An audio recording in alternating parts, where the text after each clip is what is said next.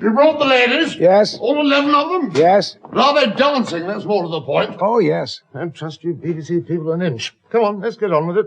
Well, Sir Arthur, your son Oh, good grief, Roger. Yes, what about him?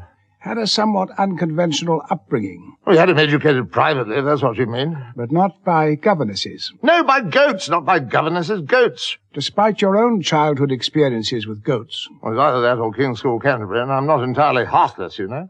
how did you provide for the goats to bring up your son? Did they have a stipend or an annuity? Yes, that's right. They had a stipend or an annuity, and we left that very much up to them. I mean, once you start trying to boss a goat about, you find they tend to take against you. Bob Harrelson at Coots, he dealt with all the technicalities of the thing. And he was delighted to have the goats pop in at any time. Did that happen often? Never. Never once. Rather rude of them, I thought, after all the trouble we've been to. So how did they survive? The goats, well, they survived very well the usual way. They had their goat house, which is quite large. It's about a mile from the main house, surrounded by asphalt through which weeds grow up, and the goats live off the weeds, and obviously Roger learned to live off the goats, which lived off the weeds. That's how it was done, really. Did he have any formal education? Yes, we arranged for him and the goats, who he believed were his parents, to go down to a very good prep school near Lymington in Hampshire, and they duly travelled down there, en famille, as it were. By train? No, his mother, his real mother, that is, not his goat mother, drove them. By car? No, with a twig, a switch, a stick thing. That's how you get goats from one place to the other. You bang them on the backsides with a twig. Besides, I don't want goats in my wife's car, thank you very much. The smell is absolutely frightful. She wears this awful scent, Muriel by Paco Rabanne. Absolutely ghastly. Try to cover it up by keeping a bag of potpourri in the glove compartment, but you can't disguise it, you can't.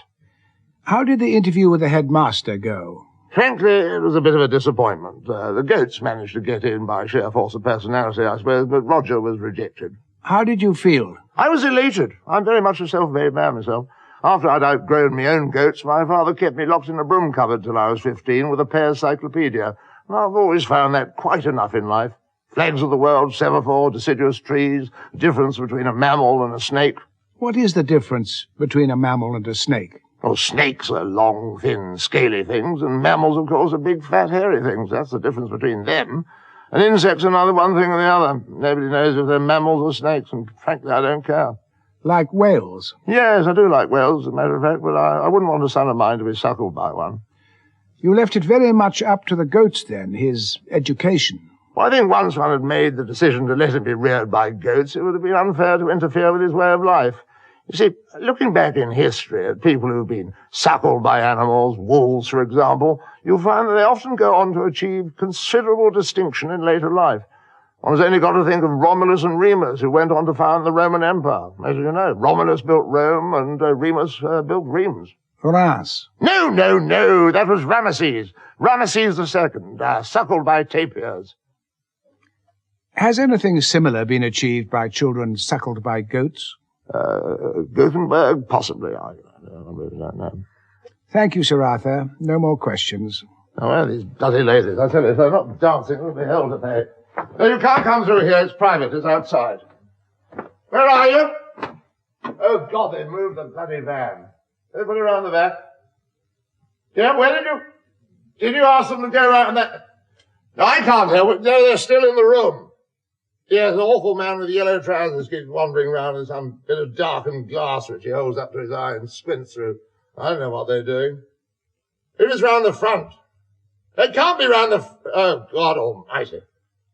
Yes, well, I don't know. We're getting a decent fee, I suppose. No, hold on. Look, I'd be very pleased if you'd just push off. Yes, we've got some royalty coming round for tea, I think. So go away if you can. Thank you.